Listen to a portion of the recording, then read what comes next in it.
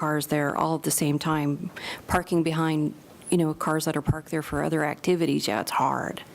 I guess what I'm trying to say is don't lose sight of that or asking for that circle drive. No, believe me, I have not. We'll see what we can do somewhere along the line to get that addressed, because that is an issue. So are there any other questions from commissioners or comments? Rosie, if somebody wanted to volunteer, what is the time frame that they would have to dedicate per day, and what times is it always lunch? Is it always, sometimes dinner, or what? Well, no, it's always at lunch, Okay. but we rotate with other volunteers. So the same route has 6 different volunteers, and they rotate it every 6 weeks, so they wouldn't be delivering but every 6 weeks. They pick up meals probably about 10:45 at the 4-H building. And then they're typically, I'm going to say, meals are all delivered by 11:30 to noon. Very good. Okay, thank you. Rosie, I assume that you're going to do a dry run over at your new kitchen to make sure Oh, yeah. everything's Yeah. up and running right. Oh, yeah.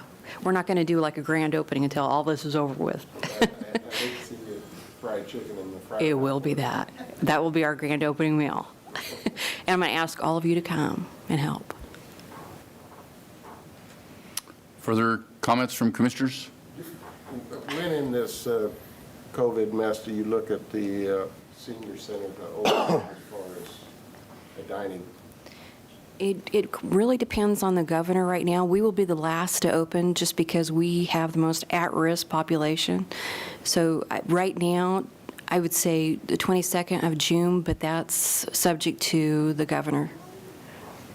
The health department, Phil, Hannah. And obviously, social distancing and all the requirements that are going to go along with that are going to be on your shoulders to Right. Well, get we'll that taken bring care of. we'll bring in Jason, the health department director, and Sure. then we'll have to go through everything. I mean, how far apart everyone's going to sit? Are they going to wear a mask? Part of the grant that we did get is a lot of masks, a lot of hand sanitizer, a lot of wipes. So, we're ready. Are the volunteers providing their own PPE right now, or is the Well, senior center? I did try to make them. It did not work out well. So we actually did get, right now I have about, 2,000 masks, so we are giving them daily. So a lot of them provide their own mask, but if they don't, we do have them available for them, and gloves. Any other comments? Not. Thank you for the update. We will move to item number 2, North Central Flint Hills Area Agency on Aging, the 2021 budget request with Julie Govert-Walter, Executive Director. And good morning, Julie. Good morning, Commissioners. It's a pleasure to be here today. My name is Julie Govert-Walter, and I'd like to say I was related directly to Rosie, but no, I'm not. I am with the North Central Flint Hills Area Agency on Aging. Our agency is a regional planning and service provider for 18 counties, including Saline County. And every year we do make a budget request for Saline County's portion of administrative funds, as well as funding for help with the Senior Care Act.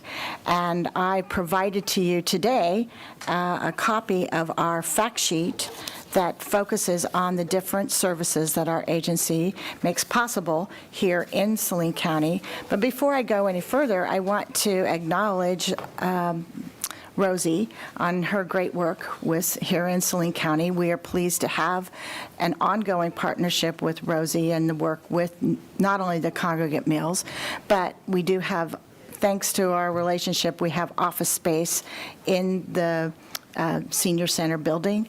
And I also want to acknowledge Kelsey Faunenstill, who is a director of our long-term care services program. And she helped put the fact sheet together, as well as doing many, many other things with our agency.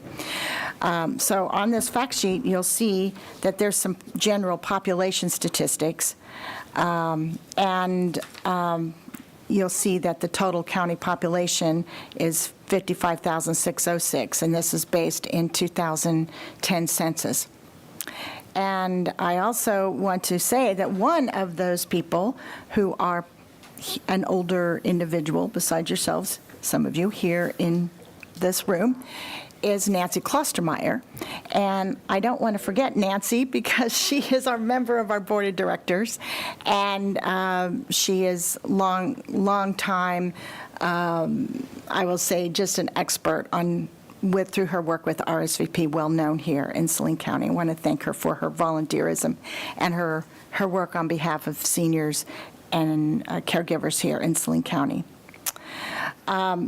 Getting back to the fact sheet, right at 20% of the total population are age 60 plus, and you have about 6%, actually close to 7% of your 60-plus population who are in minority category, and you have about 6% of those people in that 60-plus population who have incomes below the poverty level.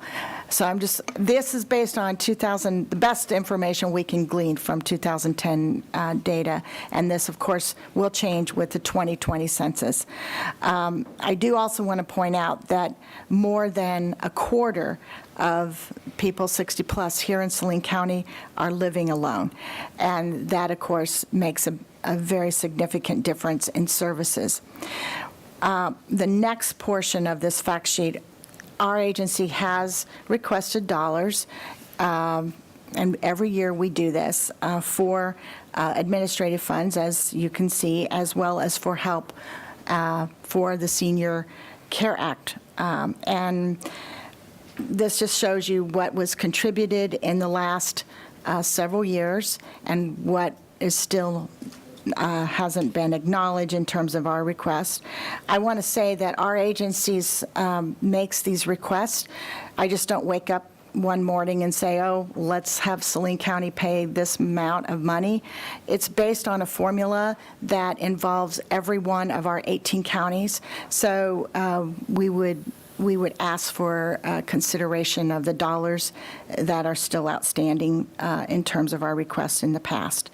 I will also point out that Saline County has probably the highest valuation. The formula for our administrative monies, for example, are include county valuation.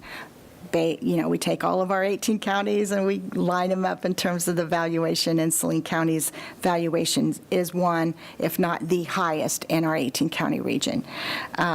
So I think you probably already know how fortunate Saline County is in terms of the robust economy that you have in the region and the infrastructure that attracts people from neighboring counties. So I just want to say congratulations on being a very fortunate county compared to many of the other counties in our region. Our estimated impact of the expenditures, economic impact of the expenditures in Saline County, you can see at the bottom of the page. More than, $3 million right at the bottom of the page. So you can see what that is. The grand total of dollars invested for aging services in Saline County is $704,000, actually close to $705,000. This was based on fiscal year 19, which is the last full fiscal year that our agency has on record for provision of service. And I'm not going to read all the different services, but I'll highlight a couple. We have education and training presentations that we provide through staff. Through our Answers for Older Kansans initiative. It's a series of seminars and trainings. We provide information, referral, and assistance, guiding people to resources here in Saline County or caregivers that are helping people in Saline County. We have a very robust Senior Care Act, also known as SCA program here that I already mentioned to you. We have a relationship with Rosie in terms of congregate and home-delivered meals. This particular program's funds come from in part from the Older Americans Act. The Older Americans Act services are available on a voluntary contribution basis, and so our agency funds the assessment for or is responsible for the assessment of Older Americans Act meals, and Rosie has that portion included in, for the assessments included in her budget. We also have a very robust Older Kansans employment program, which helps people age 55 and older find work in the private sector of your economy. So this has been a long-standing program that's been very successful in Saline County. We also have offices in Manhattan and Emporia for the Older Kansans employment program. I also want to mention that our agency does invest here in Saline County. For more than 25 years, we've provided the Sunflower Fair, formerly known as the Senior Fair. It happens at the Tony's Pizza Event Center annually, and we're very pleased that that event happens in Saline County. I also want to really emphasize that we're so happy to be in Saline County and that and add to the economy here, because we have right at 11 and a half full-time equivalencies that are based here in Saline County. And that is a very important economic part of senior services here in your county. And those employees, most of them live and, of course, work here in your county. I think at this point, well, the third page is just a listing of leaders in the Saline County Aging Network. I've already recognized Nancy. Archie Riggs is another member of our 18-county board. Silverhead legislator is Anita Alton. And then you see a list of staff that we have here based in Saline County. And on the next pages, this is a little bit of a description of the programs, because I know sometimes we do a lot of very important and very diversified services in our 18-county region, and we are a multidimensional agency, anywhere from, as I mentioned, the congregate and home-delivered meals to housing, Section 8 tenant-based, Section 8 rental assistance housing, as well as tenant-based rental assistance program. So very much focused on seniors, focused on caregivers, and we are the region's local aging and disability resource center, so we work with the disability community in that important role also. Do you have any questions for me at this time? Through all the paperwork, I'm deciphering, it appears that your budget request for this year is $39,073. Well, actually, Commissioner, we've revised it down. Isn't that refreshing for you? We revised it to $34,443, and this is because of the agreement that we have with Rosie and the Salina Department on Aging for the assessment part. So we've decided that health insurance is part of the assessors. We did previously ask for some health insurance help, but that's part of the assessor's cost. But I would, again, ask for consideration for the outstanding years that we were not provided funding, because that is a challenge, and it's also, again, a response. I would say it's a commitment that we asked for from counties that previously was overlooked for some various reason, but most particularly because of the transition prior to Rosie's coming on board, but transition in the previous Commission on Aging role. Is that what this nearly $38,000 is here? Yes, that's what that is, Commissioner. Having a little trouble. Commissioner Weiss, you having served on their board over there, and initially on the initial senior board, and then you're the liaison for the county since the county took that over. Can you shed any light on this? Do you know anything about it? Honestly, I'm not privy to these past bills and such. I'm looking for the 37,000. Well, it's in your packet. It's on the, It's on the front page, right under the population information. and it goes back, clear back to 2013, is that correct? Yes, Commissioner. Well, I'm looking at the 62,902. That's it, well, some of that is due, if you'll look at the dates, obviously October 2019 to September 30th of 2020 belongs to Saline County and this commission. I think refresh me someone, when we took that over, was that 2018? I think it was in 2018, so I'm looking at 2017, 2016, 2015, 2014, when it was another agency altogether, and they're asking us to pay the 38, that comes up to, I'm just going around numbers, $38,000 for the previous. I'm seeing that. Are we saying that the FY21 to 12,272, is that included in the 34,443? Yes, sir. And the FY20, fiscal year 20, that 12,658.68, that's still outstanding? Yes, it is. Yes, it And how is. do we, That check was just in the last AP run. It should have been cut back in January and just got dropped. So once we discovered it, it's proverbially in the mail. since this commission has been responsible for the senior center, we have met our obligations to the North Central Flint Hills. Okay. But they're asking for monies owed by the defunct.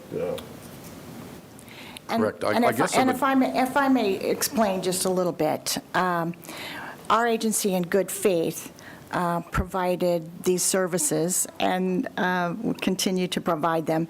And at the time, when we sent out basically statements to the previous Commission on Aging, we had understood that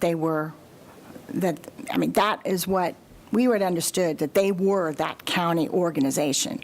We did not at this time have an invitation or come to the commission and say, hey, we would wish you to pay these. We had understood, but there was a lot of transition and a lot of confusion at different times. And we understand that other groups that were providing services had some of the same troubles. And we're now just basically wanting to get everything square so that we can make sure that we've got the right kind of balance, not only in our books, but in our relationship. And I appreciate that.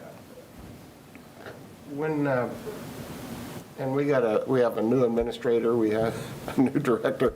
There's a lot of change of faces and such. So the background knowledge that I would need, we had some outstanding debts that this commission stepped up and paid to when they made the senior center part of the county's auspice. And I would have assumed that those bills should have been included when the house cleaning took place then. I don't know how it fell through the cracks or where it fell through the cracks. And- So yeah, and I appreciate your obviously- dilemma. Obviously, we don't either. I will also say, related to the Senior Care Act, which is the major portion of the $38,000 request, Saline County is the biggest user and was in those years, the biggest percentage of Senior Care Act monies that were expended in our total region, something close to between 28 and 25% of Senior Care Act monies were spent in this county. And again, I just want you to know that. Well, I think this is going to take some further thought and study on our part of the commission, and this, I mean, and your budget request notwithstanding, I mean, this is separate from the budget request, and I think that's going to take some more understanding from the commissioners, response from administrators, and so forth. We're responsible. I mean, it's going to spend $38,000 worth of county money, Understand. taxpayer money that goes back 7-8 years. That was something that Saline County really wasn't responsible for at the time. In good faith, we did pay their bills for them and cleaned up the situation that was created over there. But I'm not ready to cut a check today on this. I mean, I want to think about this a little bit more and go from there. So unless some other commissioners have other questions regarding this right now, I'm not ready to act on this. I don't think there is a request to act on it today, is there? It's an invoice It's that has to be an- okayed. It's an informational meeting, Bob. And I realize that, but this says invoice also. And so that having been said, we've got our information, and I think there's some more information that I need to go forward. And that's fine. We'll be happy to Yeah. answer any questions that Yeah. you have. And we appreciate it. So, all right, I think that's, unless the commissioners have any other further questions. Julie, thank you very much. Thank you very much. And obviously, we'll be in contact. Have a wonderful day. and, Yes, I'll be happy to thank come you. back and chat with you further. Yes, Thank you. yes, thank you very much. We'll move to item number 3, which is the Salina Media Connection 2021 budget request with Greg Stevens, board member.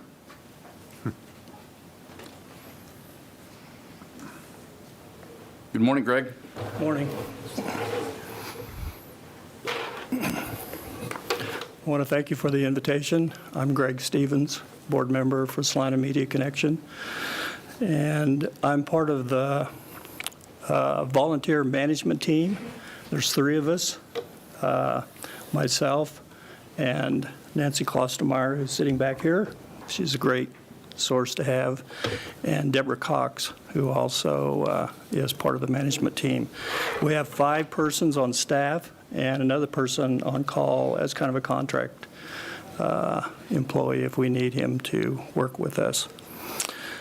What I want to do is kind of give you a little bit of an overview, and if you have questions during my talk, stop me, or we could talk at the end. We cover the county commission meetings, county planning and zoning, and the Board of Zoning Appeals. And also, we cover USD 305 and several meetings that the city has. If there are more meetings you would like us to cover, we'd be open to that. And I realize that not all of them are held in places that are convenient, but we have upgraded some of our equipment, and I can't speak for Alan back here totally, but we can do live stream from different rooms and sources, sites, if the bandwidth allows for that. Greg, we do pay a fee for those services, is that not correct? We haven't charged anything this year for that. You pay a fee for we have a $15,000 fee that, well, you've been making a contribution of $15,000 on an annual basis. Okay, but I mean, I remember signing to pay per meeting. I thought, yeah, we have a fee that we're charged per televised meeting. It might have been for those town hall meetings that we did. You might want to check on that. Okay. I don't think we're charging for these kind of meetings. I'm pretty sure we're not. My office assistant back there says we are. We are? We are. Okay. Well, we better check. Okay. A little bit about access. While there are cord cutters around the country, over 60% of consumers are still using cable TV. That number is probably going to go down a little bit. There are 1,500 community access stations across the country. Not all of them are like us. We are a nonprofit. We're kind of unique. We really have something to brag about here in Salina because there are more things that we can do. We're a member of the Alliance for Community Media, which is a trade association for community access stations, so we receive good information from them. We're also, we've had several staff and volunteers that have gone on to media careers. Some of them have stayed in town, started their own business. It's not a real profitable thing, but it is another source of an economic driver for the community that I think there's more potential as time moves on. The media world's been changing. A couple trends that I did some research on is that social media is going to continue to perform well and grow, but video content's still going to dominate. Video content on whether it's streaming on social media or through television or cable. People like video. It's just different ways that they're getting the video. What we do is we do both internal and external programs. We have staff-produced programs that are in the facility. We have volunteers or agency people that come in, or members, and they can make their programs. And then we have staff that assist people in doing programs. We also do external programs, and we want to do more of those, which are staff-produced programs out in the community.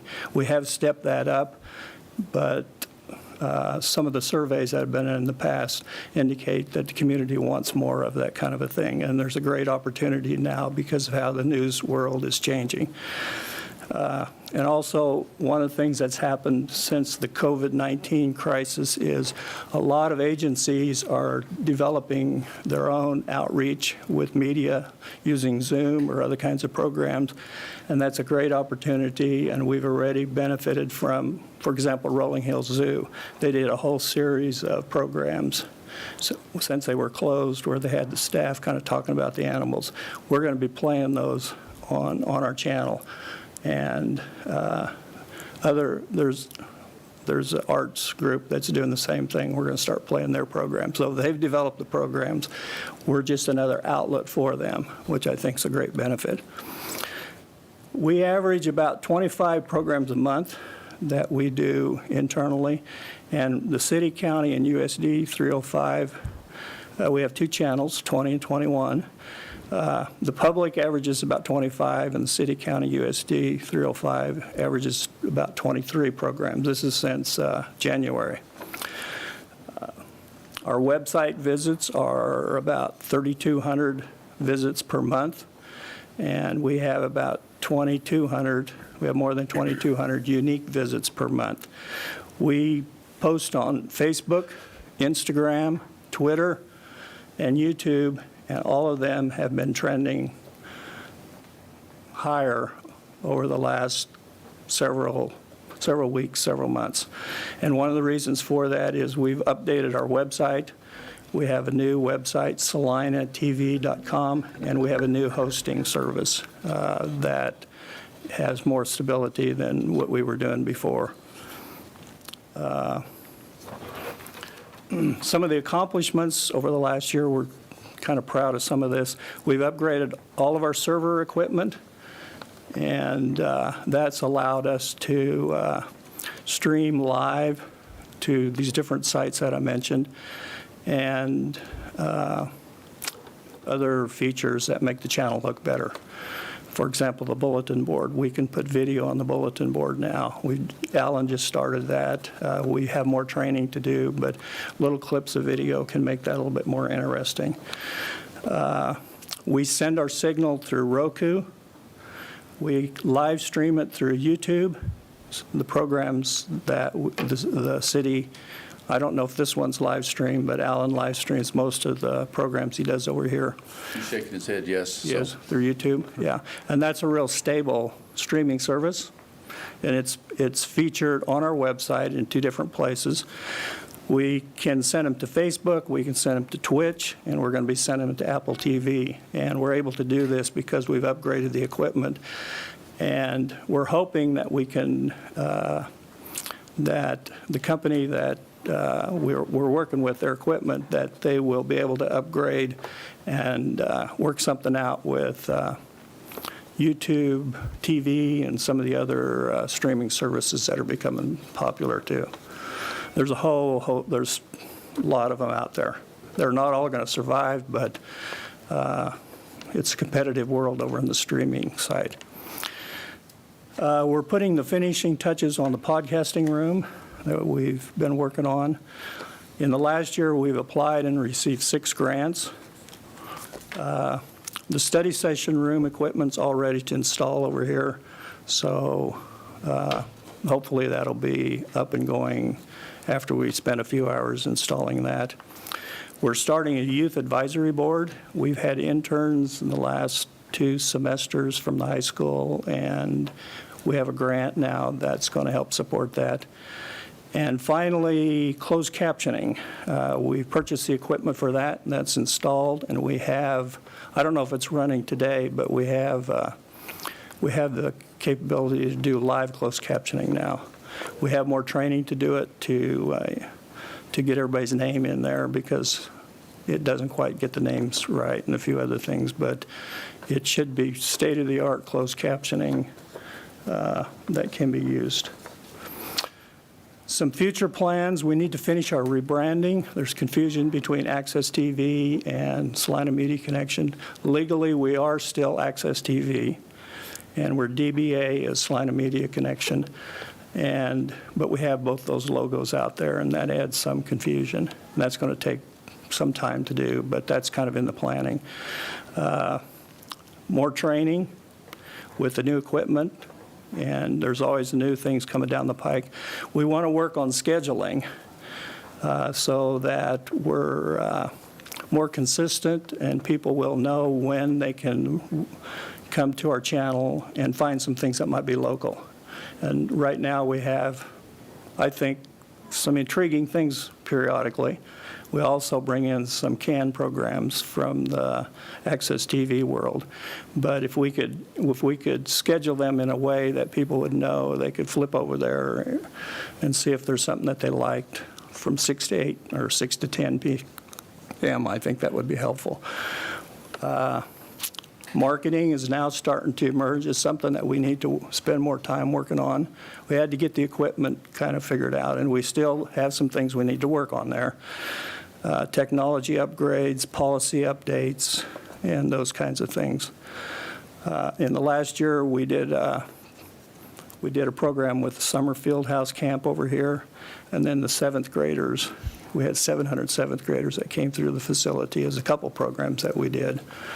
So, also we entered some of our programs in the Midwest Film Fest. We didn't win anything, but that's going to help us start thinking about more quality with our programs. We got really good feedback from them on that, and we'll try to do that again next year. I will check on Commissioner Vidrickson on Sure. What we're billing you for. So I talked to the secretary, and I didn't know that. I think we may have, but we've had a budget with the county of $15,000 for a long, long period of time. And that we don't is want to the increase budget that. request that has been approved over past years is 15,000, I think is what it is. Right. Is that going to remain consistent Yes. with this year? Yep.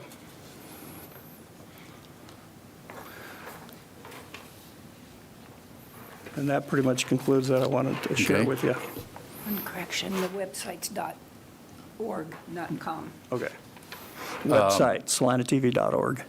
I will note that I watch those channels pretty regularly, and your coverage and the content and the way it's done and is upgraded immensely in the last year or less than that since your group has taken over the leadership. So it is acknowledged that it's a great asset. Thank you. So comments from other commissioners, questions? I'd just like to thank you, when we were having our town halls, that you did provide filming of that, so that they moved off-site, and we moved them around quite a bit, but we appreciate that. Thank you. We can do a lot more of that now because some of the equipment that we have. Very good. All right, you'll be hearing from us. I got one more kind of question. Okay. We appreciate all the feedback that you can give us on what we could do to improve the schedule and improve the kinds of programs that we're doing. So feel free to send us an email or call us or come on over and visit us and see what we got going. Because we've actually upgraded, made the facility inside look a lot nicer and friendlier because we want people to stop in. It's kind of slowed down over the last couple of months, but maybe it'll improve. Well, one thing that I've noticed that I really like on your channel is that you do provide a schedule on there now, particularly for City of Salina and Saline County and their agencies, and what time that program's going to come on. I mean, that schedule is on your, consistently. So Yeah. that's And Alan needs to be thanked for doing that. Well, because it's pretty accurate. He does a lot of that. so. We could probably do more with the bulletin board, and Linda helps put things on for you guys, I know, but there's more things we could do to make that work a lot better, so. Okay, well, hopefully we'll be able to take care of you again this year. So You bet. Thanks for your presentation. You bet. We will move to informational item number 4, which is the Saline County Conservation District 2021 budget request with Diana Harden, District Manager. And good morning, Diana. I should say that we haven't said it yet, but we are asking everyone to stay within a 15-minute presentation period. Okay. They've done that so far, but we've done that in the previous meetings, so I really do need to let everyone know that. Okay. So welcome. Good morning. As he said, I'm Diana Harden. I'm the district manager of the Saline County Conservation District.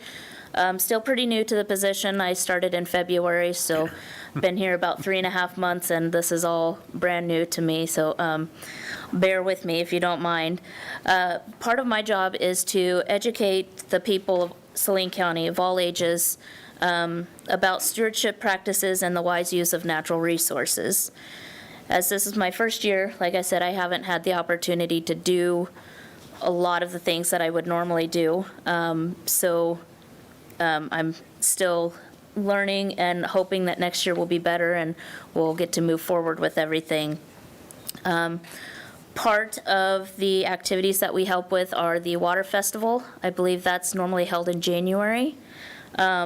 And then we also do Ag Awareness Days and field activities for school-age kids, kindergarten through 12th grade is where we kind of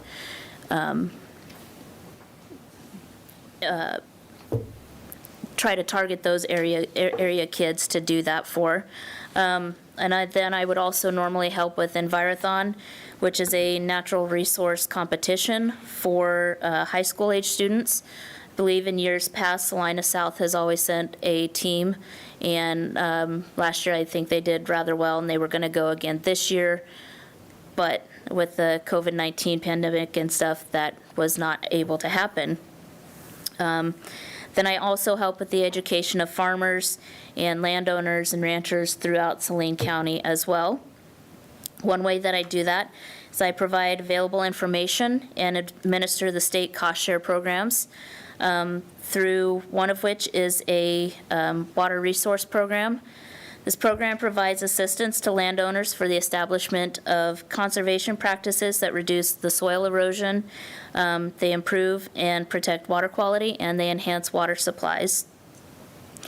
Another program that I work in is the Non-Point Source Pollution Control Program.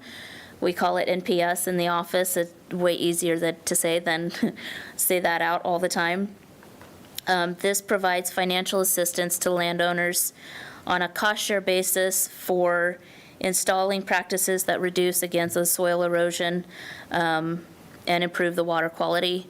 One of the practices that one of the most common one that I've seen so far that this works with is septic systems replacing the tanks, replacing laterals in fields that need, that have failed or whatever and are harming or could potentially harm the soil and water quality out in Saline County. And then we also do, another practice on that is plugging abandoned water wells. The cost share funding is provided by the Division of Conservation through the Kansas Department of Agriculture through appropriation from the Kansas Water Plan Fund. The state aid to conservation districts will match up to $25,000 of the amount allocated by the county commissioners. These funds allow us to maintain our local office, purchase office supplies and equipment, and carry out information and education activities. They provide liaison between landowners and federal, state, and local programs, and they keep landowners advised of conservation problems and solutions and provide technical assistance. This year, the Board of Supervisors is requesting a budget of $21,768, along with the, I believe, is it Oliver Hag Education Funds of $4,500. We, the Conservation District, appreciate you taking the time to review and seriously consider our budget request. Some changes in the district budget from last year. We have 3 full-time employees, myself, the district manager, which my salary is funded through the county as well as state funds. The county funds provide the ability to support my salary and benefits such as capers. And then other expenses include the annual audit and any like membership dues that we pay to a couple things. We have a full-time conservation technician. His salary is supported by state technical assistance funds. He provides technical assistance in the field in order to plan, design, and monitor conservation plans, such as terraces and waterways. We have also hired a full-time soil health specialist. His position, I believe, was brand new. He just started in January. His salary is also supported by state technical assistance funds. His job includes working very closely with members of other agencies and associations to facilitate soil health assessment and give assistance for on-the-ground implementation of soil health management systems. And he also remains current on the latest technology related to soil health. We still have 2 no-till drills available to rent for producers in the county. We do charge a small amount to the producers, but we're also providing a vital service to the county in order to introduce and promote the no-till conservation practices and sustaining the, supporting the healthy soil. The drill rental helps cover the expenses for the drill, and our drill manager that we have who delivers and picks up the drill from the producers, so they don't have to come all the way, back and forth on their time. We have somebody that does that for them. The services that we provide are not available through the private sector or other agencies or organizations. With us, like I said, we are able to administer the cost share, and there's, to my knowledge, there's not any other entity or organization that does that sort of thing. Between the Conservation District and NRCS in 2019, we brought a total economic revenue of $413,034 into Saline County through our conservation programs. The biggest one was on the federal level through the NRCS, brought in a total of $384,333.76 for terraces, waterways, critical area planning, irrigation, water management, improvement of soil health and stuff like that. So that was the biggest thing that brought in money to Saline County last year. But we also had, looks like about $29,000 that came in through the state cost share programs as well in 2019. Our Board of Supervisors are made up of Lauren Barrett. He came with me today. He's our chairman. He's been on the board for about a little over 16 years. John Bowden is our vice chairman. He's been on for 17 years. Jason Kern is treasurer, been on for 14 years. Connie Cox-Dorff is a supervisor. She's been on for 15 years. And Tom Holmquist has been on for 7 years. And that is all I have prepared for right now. Do you have any questions? I do have a question, Okay. and it might be a question that I'm asking my fellow commissioners because I don't remember it, but your budget request of $21,768 and then an additional $4,500 for the Oliver Haig Scholarship Fund? I believe that is what was given last year. Was that part of the, does anyone remember, is that part of, I don't remember that request coming forward before, but we'll look at that, Okay, so. and I could definitely go through my records and stuff like that at the office. Yeah, and I think see. we're the administrator of that scholarship fund, and Mr. Chair, Philip Smith, Haynes County Administrator. Yes, we have provided funding for different groups before from the HAG scholarship. I know we do something for Women in Ag annually and a few other small appropriations. The majority of that funding, of course, does go to support the scholarships for college students in the ag related fields, but there are a couple of small appropriations, and I didn't know how you all approved those in the past, if they were just done administratively, but I'd like there for you has to been funding provided. look into that a little bit. I'd like a little further clarification, if we could, on if we're contributing to someone else and they're just giving the money back there, it seems like extra bookkeeping. In other words, if we're giving soil conservation $4,500 for the Oliver Haig, why don't we just give the $4,500 to Oliver Haig, which we're administering the scholarship fund in the first place? I'm just curious. So, any rate, all right. Any other questions or comments from commissioners? It's obviously a great service for the Saline County and the number of people that you serve and the number of things that are taken care of. So Right. as we enter into this budget process, we'll do our very best to give you what you're asking for. So thanks so much. I appreciate it. And welcome aboard. Thank you. All righty. Thank you for coming too, Lauren. Thank you.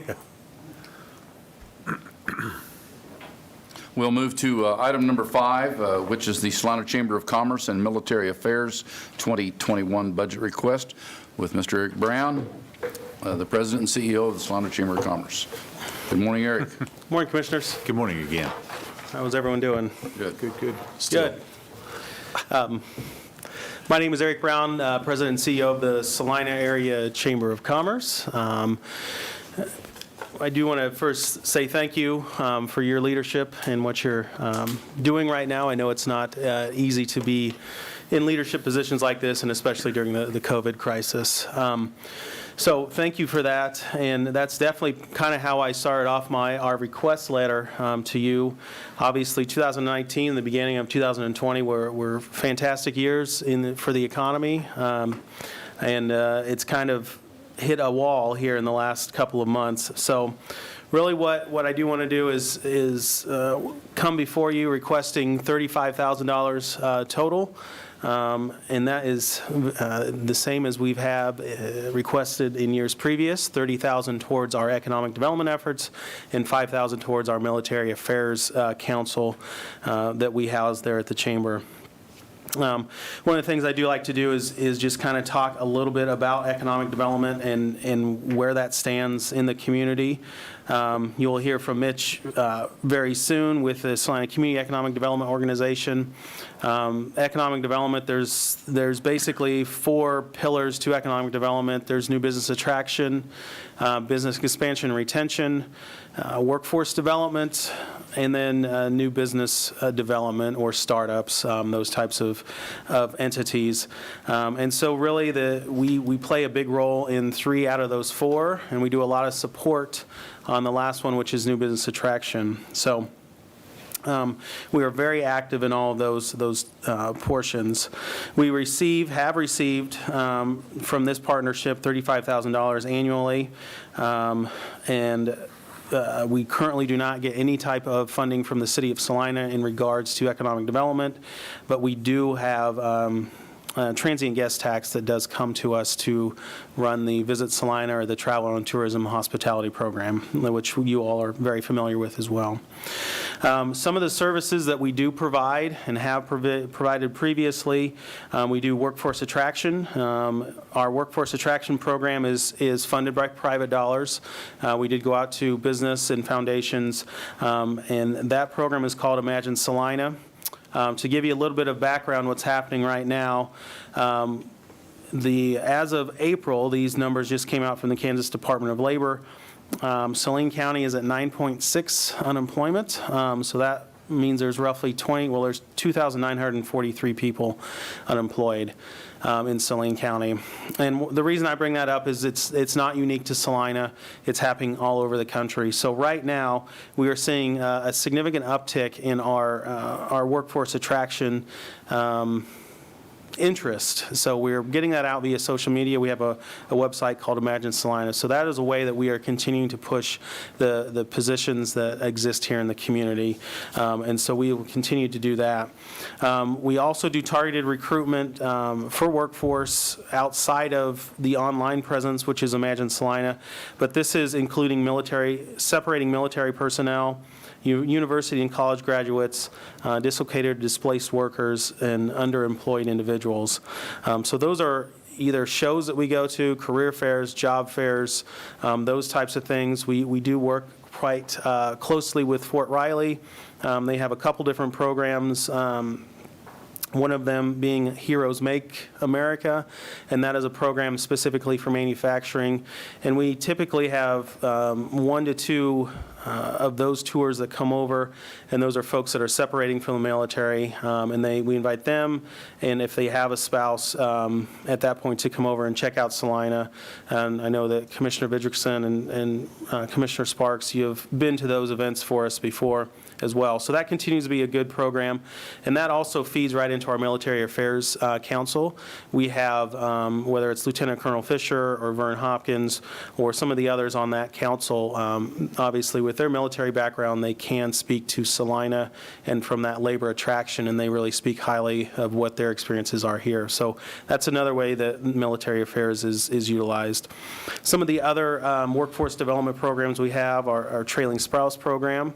We typically use this a lot with our larger employers, where they have someone that's coming in for an interview, and they may have a trailing significant other, and we take them out and show them a community and ask questions, and they typically ask questions that they wouldn't to a potential employer. So that continues to be a good program. Our School to Career Internship and Job Shadow program with 305, I think we're on I would have to look, I think it's year 24 or 25 with that. And that's just a program we use to make sure that we are getting kids from career and technical ed pathways or just interest pathways at the school district into our opportunities that exist in Saline County and in Salina. We also have the Project Open, and that's really 2 pieces, business education. So last year we had over 60 individuals take those classes, and then also a revolving loan fund, what we partner with Network Kansas on out of Wichita. Last year we loaned a total of $174,000 to businesses to get started here in the community. We also do a lot of data support for new business attraction, data support related to housing developers, and also provide data support and communication around early childhood education and childcare. That continues to be a very hot topic right now and in years previously, so that is something that we monitor heavily. In addition, some of the other things that we do around economic development, there's small business training seminars, support of the Bulk Solids Innovation Center. It's one of 4 in the world, and that center is research and development with K-State Polytechnic, and it serves several of the industry here in town, whether it's Vortex, Purion Catron, excuse me. So those are things that we do around that. And then we also co-host the Economic Outlook Conference. So those are just a small piece of what we do on a daily basis to serve businesses here in the community that way. And then as far as Military Affairs Council, the big support piece of that is labor attraction, number one, but also serving those folks that may be veterans that live in this community and raising funds specifically for that. So the Military Affairs, they do a lot of fundraising, whether it's through their poker run, they have a golf tournament, and they also have a Commanders Club, and those dollars are emergency dollars that go back to whether it's veterans or whether it's active duty folks that need some help. So that's one of the biggest pieces that the Military Affairs Council does.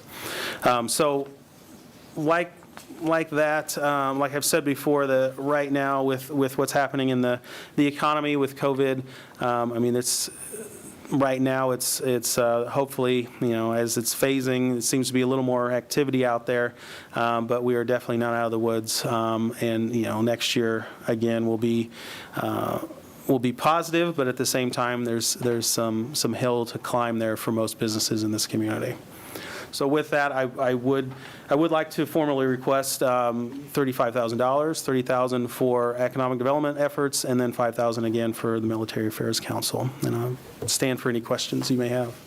Questions from commissioners? Thank you, Mr. Brown, for taking the time to come over and visit with us. And obviously, we're in our budget season, and we'll take this all under advisement, and we'll let you know shortly. Yep, we appreciate the What we're partnership. going to be doing. All right, thanks so much. Thank you. Nice to see you. Thank you, Eric. We'll move to item number 6, Salina Community Economic Development Organization Incorporated for their 2021 budget request with Mr. Mitch Robinson, Executive Director. Good morning, Mitch. Good morning. I think this is the largest meeting I've been in to actually see people, so it's kind of nice for a change. Really opened up around seeing here. a computer screen. So thank you all for the opportunity to come today. When your county administrator and I talked about this, we talked about, well, what do we want to talk about? And obviously, you all know what we do, but to recap, we are now in the 5th. Yes, this is the 5th year of the establishment of the Salina Community Economic Development Organization. It's hard to believe that I've been here. We'll be 4 years, I think that's right, 4 years in December. So as you all know, the organization was created, city, county, airport authority, Chamber of Commerce, and created with a series of 3-year contracts. So we're, this upcoming year will be the 2nd year of the 2nd contract. So during that time, we have kept the request to the county the same over each year. That's $20,000. The city number has varied a little bit. They have recently made a request of us to drop our number back 10% due to the budget issues that they're faced due to the COVID-19 crisis. The airport authority has changed theirs just a little bit over the time, and that'll be seeing some changes, I'm sure, when we get back. You all were provided 2 pages of information. One was a budget page, and then one was kind of really an overview of the past year.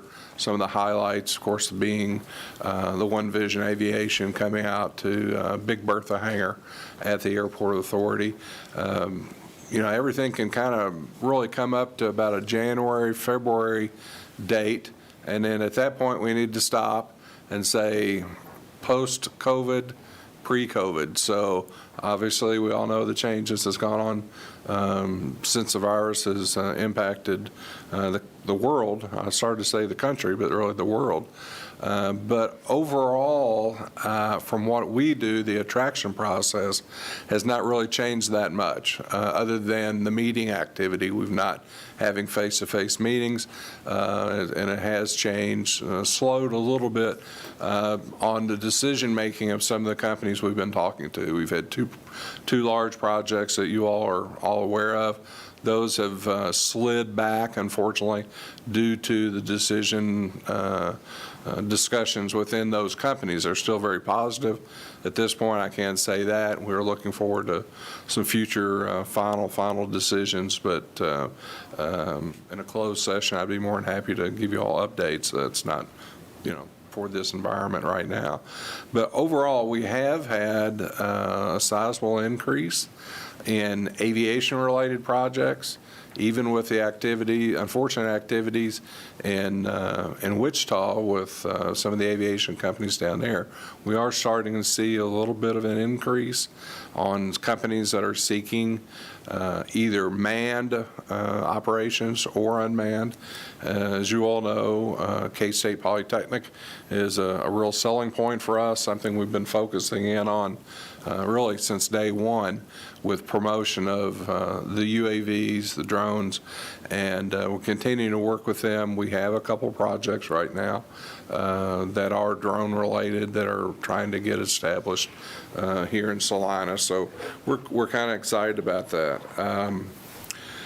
Eric talked about kind of the different the pillars of economic development. Being in this business 30 plus years, it's kind of evolved into what is considered, what is not considered, and I would agree with him. And in the entrepreneurship that we partner with the chamber on here. So we do the attraction, the chamber does the existing business, they do the workforce development, which has been very critical. We went from below a 3% unemployment rate to now we're over 9%, so that's quite a bit of a difference. And then the item that we partner with is on our entrepreneurship activities. One of your commissioners has been taking part in our efforts called Startup Salina. That's our monthly program that we have had until February, a monthly gathering. Bring in people that are interested in starting businesses. That is being held, was being held, and will again be held at the Temple in their co-working space that's in the basement. And we feel really positive about the progress we've made. And a lot of what we've done since February has gone to more of a, like Greg was talking about earlier, more of an online promotion of either through SBA, Small Business Administration, or through Senior Corps of Retired Executives, SCORE. They both have got a huge amount of online video, webinars, different services that help people who are thinking about starting a business go through that process. So those are the attraction, entrepreneurship are really the two biggest pieces. Our sheet kind of explains the year we've had in 19, and I'll be more than happy to answer any questions you all have and talk about where we see the rest of 2020 going and 2021. Well, I don't have any questions. I do have a comment that I recognize the difficulty that your organization faces as far as you're in the eyes of the community, what you are or are not doing, because so much of your work has to be done in executive session so that you don't let the cat out of the bag, so to speak, with what competitors to these organizations might think, who's coming to town, who's not, and what have you. So, at any rate, my comment is that thank you for your efforts, and there's proof in the pudding here when you look at One Vision and some places like that, and I know that there's some other pretty good sized ones that are potentially on the drawing board until this hit the fan, so to speak, so. It's definitely Anyway. changed things a bit, but. For sure. I would like to comment on your discussion about the confidentiality. That is something that really has changed in the last, I mean, it's always been a factor. You have to keep quiet what you're working on.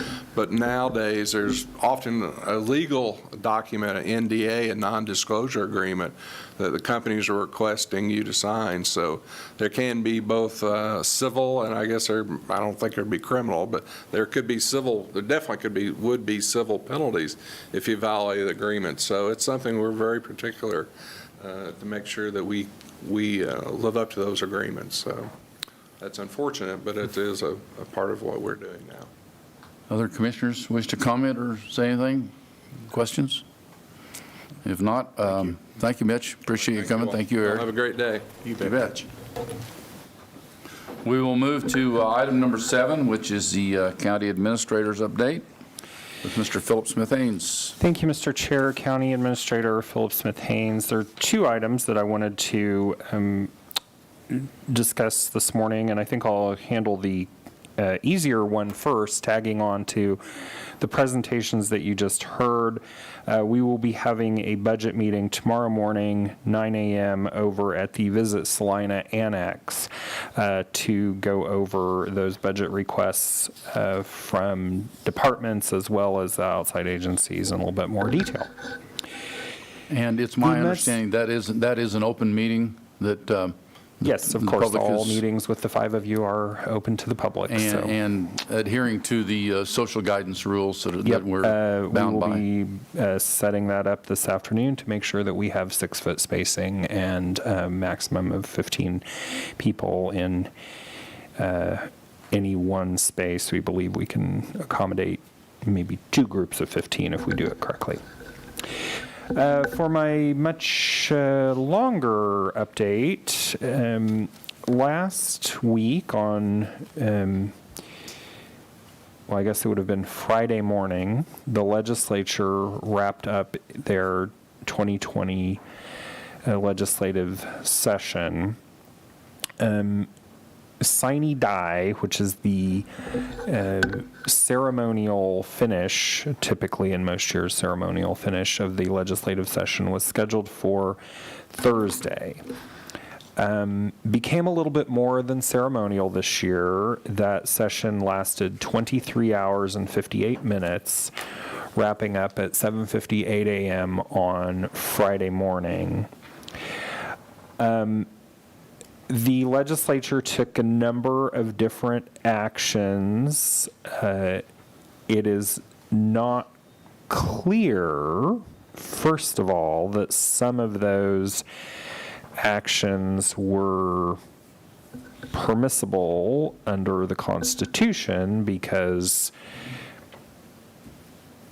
the session was supposed to wrap up on the 21st. They did not take action on many bills until after midnight, which was the 22nd. So that's one interesting wrinkle. But some of the things that they did do, we have been following throughout the legislative session, Senate Bill 294, which then became substitute for House Bill 2118 and ultimately passed last Friday in the middle of the night as the conference committee report on House Bill 2702. This legislation would end the tax lid that applies to city and county governments in Kansas effective January 1st of 2021, which is a good thing. However, in place of the tax lid, it puts into place a model based on loosely based on a model out of the state of Utah, which is intended to ensure transparency for taxpayers about property tax bills, but has some interesting wrinkles to it. There was an effort to get that delayed by a year in order to help us sort out some of those wrinkles. That did not occur. So remains to be seen what the governor will do with that piece of legislation, but that may be the format that we're living under for adoption of the 2022 budget next year. Other actions, the other big one, the other marquee item, in addition to the SB 294 and associated stuff that was included in HB 2702, the other big one was the Conference Committee report on House Bill 2246, which was with regard to the COVID-19 emergency and amendments to the Kansas Emergency Management Act and changing the powers of the governor and potentially giving some powers to county commissions around modifying gubernatorial executive orders at the local level. So those were sort of the two biggies, but did not want to get lost in the shuffle a couple of other actions.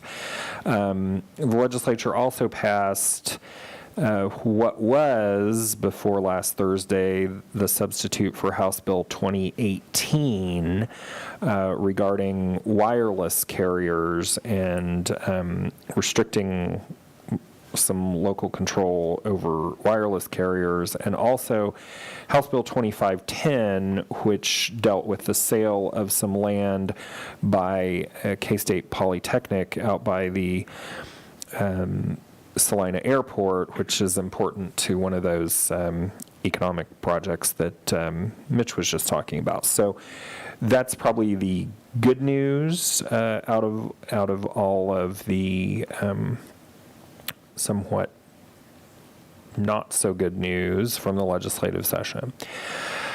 After the legislature wrapped up on Friday morning, the governor had her regularly scheduled press conference Friday afternoon, and I will say she kind of came out swinging. She made some comments about the way the legislature had conducted itself during the marathon session. She did not make any specific veto threats, so again, it remains to be seen what she'll do with any of the bills that the legislature passed.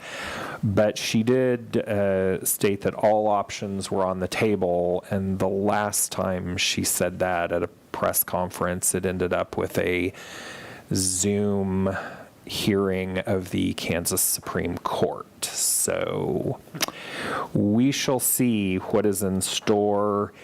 Even though the legislature is adjourned, I don't think we've heard the end of this. So I really liked the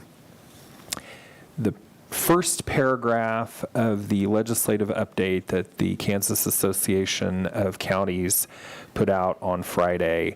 How do you summarize a quote, how do you summarize a legislative session that began with a bipartisan agreement for Medicaid expansion that never went anywhere, and a bid to amend the Constitution that also failed, was paused for a day to celebrate a Super Bowl win, then interrupted by a global health crisis before finally concluding in a one-day whirlwind? And how do you summarize that one-day whirlwind when it lasts for nearly a full 24-hour day? End quote. So that's our legislative update, and I'd be happy to try and field any questions. Questions from commissioners? Hearing none, we'll move to item number 8, Commissioners' comments. Anyone have anything? Mr. Chair, Yes, sir. the building authority met on Thursday morning, the same room, first time in eternity, and we had a quorum plus a couple folks calling in, and the informational item was on tobacco-free campus. And the building authority next month will consider it, have more discussion on it. The meantime, I found out on Thursday that the library has their tobacco-free campus language all ready to go, and they're going to implement it on June 1. So, again, the building authority hasn't met, so evidently we haven't been apprised of this information. So I think it'd be advantageous that next week on the agenda, if we invested a little bit of time and discussed it as a county board and how this could possibly affect our surrounding county properties and a lot of unknowns, kind of like a ripple effect. So I know we're up to here in the budgetary process, but I'd like to invest a little bit of time and maybe get a little direction from the board. All right, thank you. I appreciate the update on that. That's something I hadn't heard of either, and it's the trend, so to speak, so. Exactly. All right, anything else from anyone? One more, Mr. Chair. We've got a lease agreement pending with the city, and I know it's in council's hand, and hopefully next week we could at least get another shot at the draft and what's been changed and altered, and maybe invest a little time to look at it and discuss it. Has our reproposal been proposed to the city? That we the last meeting we... County councilor has communicated with the city attorney on the points, and so I will talk to county councilor today and see where we are with that and the potential for having that on for next Tuesday. Very good. Thank you. Thank you. Anyone else? I would take a motion for adjournment. So moved. Second. Been moved and second that we adjourn today's meeting. All those in favor say aye. Aye. Aye. We're adjourned. Thank you for watching. Stay safe. You